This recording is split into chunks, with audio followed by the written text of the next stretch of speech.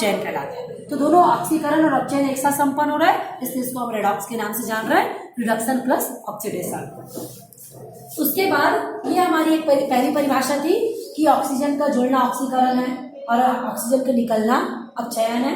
यहाँ पर हम दूसरी परिभाषा के रूप में भी इसको देख सकते हैं कि जब भी किसी धातु में से उसके इलेक्ट्रॉन निकल जाते हैं, धातु में से जब भी उसके इलेक्ट्रॉन निकल जाते हैं तो जिसमें से इलेक्ट्रॉन निकलते हैं उसमें आपका ऑक्सीकरण होता है और जो इन इलेक्ट्रॉन को ग्रहण कर लेता है उसमें उसका अपचयन होता है। तो ये आपकी दूसरी परिभाषा हुई, इलेक्ट्रॉन का निकलना ऑक्सीकरण और इलेक्ट्रॉन का जुड़ना अपचयन कहलाता है। उसके बाद हम देखते हैं अभिक्रिया दो प्रकार से होती है, एक होती है ऊष्माशोषी अभिक्रिया और दूसरा होती है ऊष्माक्षेपी अभिक्रिया। ऊष्माशोषी नाम से पता चल गया, जो भी अभिक्रियाओं में ऊष्मा का अवशोषण किया जाता है। जैसे कि हम देख सकते हैं जब भी एल्यूमिनियम की धातु को सूर्य के प्रकाश में रख दिया जाता है ना, तो उसकी जो धातु की परत है वो क्या होने लग जाती है, थोड़ी सी खराब होने लग जाती है, बट मैली ग्रे कलर की हो जाती है। पारा के साथ में भी यही अभिक्रिया होती है। तो ये ऐसा क्यों होता है, क्योंकि ऊष्मा का अवशोषण कर रहा है। ठीक है, तो जब भी ऊष्मा का जो अवशोषण कर लेता है तो ऊष्माशोषी कहलाता है। जबकि जिस अभिक्रिया में ऊष्मा उत्सर्जित होती है, विशाल मात्रा में ऊर्जा निकलती है, तो उसको हम ऊष्माक्षेपी अभिक्रिया कहते हैं। इसमें बुझा हुआ चूना सबसे अच्छा उदाहरण है। जब हम कैल्शियम कार्बोनेट चूना पत्थर में पानी डालते हैं तो आप देखेंगे उसमें बुदबुदाहट होने लग जाती है और वो जो घोल है वो बहुत ही गर्म हो जाता है। हम उसमें अपने हाथ नहीं डाल सकते, उबलने लग जाता है। तो क्यों होता है उसमें, क्योंकि उष्मा का छेपन हो रहा है, उष्मा उसमें से निकल रही है, तो ऊष्माक्षेपी का वो उदाहरण है। उसके बाद प्रकाश रासायनिक अभिक्रिया, मैंने आपको अभी बताया कि ऐसी क्रिया जो कि प्रकाश की उपस्थिति में संपन्न होती है ना। जैसे कि आप प्रकाश संश्लेषण भी देख सकते हैं, सूर्य के प्रकाश में पत्तियां क्लोरोफिल की उपस्थिति में क्या करती है, अपना भोजन बनाती है, मतलब शर्करा का निर्माण करती है। तो ये भी एक प्रकार की प्रकाश रासायनिक अभिक्रिया है। यदि सूर्य के प्रकाश को आप रोक देंगे तो उसमें कभी भी ग्लूकोज का निर्माण, जल और कार्बन डाइऑक्साइड को लेकर कभी भी ग्लूकोज का निर्माण नहीं होगा। तो इस प्रकार की समस्त अभिक्रियाएं जिसे प्रकाश की उपस्थिति में रासायनिक पदार्थ बनते हैं उनको हम प्रकाश रासायनिक अभिक्रिया कहते हैं।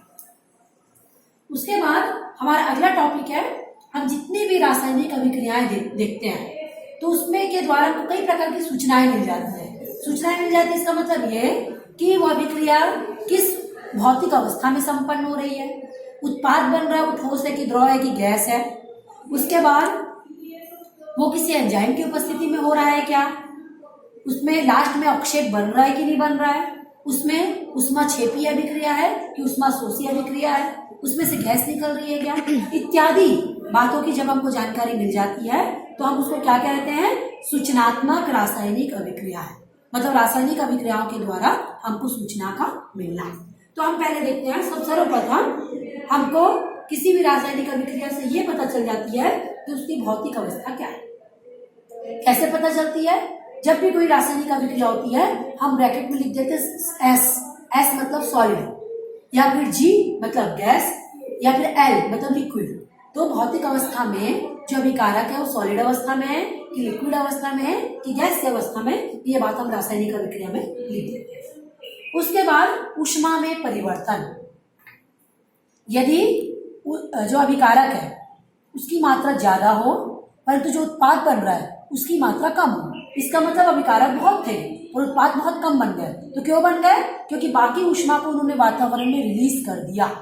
तो इस प्रकार जब वो माइनस में चले जाता है अभिकारक क्रियाफल तो हम उसको क्या बोलते हैं, ऊष्माक्षेपी अभिक्रिया। जबकि कई अभिक्रियाओं में अभिकारक बहुत कम होता है पर जो क्रियाफल बनते हैं बहुत ज्यादा बन जाते हैं, पॉजिटिव बन जाता है वो। तो ऐसा क्यों हुआ, हमने तो अभिकारक बहुत कम लिया था, क्रियाफल ज्यादा क्यों बन गए, इसलिए बन गए क्योंकि उन्होंने वातावरण से ऊष्मा का अर्जन कर लिया। तो इस प्रकार जब वो वातावरण से ऊष्मा को लेते हैं तो ऊष्माशोषी कहलाते हैं और जब वातावरण में ऊष्मा को त्याग देते हैं तो ऊष्माक्षेपी कहलाते हैं। तो ये याद रखिएगा आप लोग। उसके बाद गैस का निकलना, कोई भी अभिक्रिया होती है तो हम क्या करते हैं, क्रियाफल में इस टाइप से उल्टे तीर के द्वारा दर्शा देते हैं कि गैस निकल रही है। इससे ये पता चल जाता है कि हाइड्रोजन गैस वातावरण में जा रही है। ठीक है। उसके बाद अवक्षेप का बनना, यदि कोई भी अभिक्रिया के बाद इस टाइप का तीर बन जाए तो उससे ये पता चलता है कि लास्ट में जो बना है पीपीटी तैयार हुआ है, मतलब पूरा का पूरा जो विलय हम डाले थे वो पूरा घुला नहीं है, जबकि हमने उसको फिल्टर पेपर से छाना है तो हमको कुछ अवक्षेप प्राप्त हो गया। ये हमको उल्टे तीर से पता चलता है। जैसे कि एग्जांपल देख सकते हैं, सोडियम नाइट्रेट में हमने सोडियम क्लोराइड डाला तो सिल्वर क्लोराइड बन गया और कुछ मात्रा में हमको अवक्षेप प्राप्त हुआ। ठीक है, ये आपकी बुक में पूरा दिया हुआ है एग्जाम्पल से, आप देख सकते हैं इसको। फिर कौन सी परिस्थिति में अभिक्रिया संपन्न हो रही है, मतलब हम उसको एंजाइम की उपस्थिति में करवा रहे हैं क्या, हम उसको सूर्य प्रकाश की उपस्थिति में करवा रहे हैं क्या, हम उसको गर्म कर रहे हैं क्या, या फिर और कुछ परिस्थिति हम उसको दे रहे हैं क्या। जैसे कि आप देख सकते हैं यहाँ पर कार्बन डाइऑक्साइड है CO2, ये वाटर H2O के साथ में, कार्बन डाइऑक्साइड आपका गैस है, वाटर आपका लिक्विड है, इन दोनों को जब मिला देते हैं तो आपका C6H12O6 या ग्लूकोज का फॉर्मेशन होता है। परंतु यहाँ पर आप एरो के ऊपर लिखे सूर्य के प्रकाश, ये एकदम कंपलसरी परिस्थिति है, यदि उसको सूर्य का प्रकाश या क्लोरोफिल नहीं होगा तो कभी भी प्रकाश संश्लेषण नहीं होगा और आपका ग्लूकोज का फॉर्मेशन। ठीक है, तो यहाँ तक हमने इस चैप्टर में पूरा देख लिया। आप इस चैप्टर को बहुत ध्यान से पढ़ लीजिएगा, ये चैप्टर आपका यहीं पर खत्म होता है। मैं इसका आपको क्वेश्चन आंसर PDF बना करके भेज दूंगी, आप क्वेश्चन आंसर को नोट कर लीजिएगा और उसको याद कर लीजिएगा।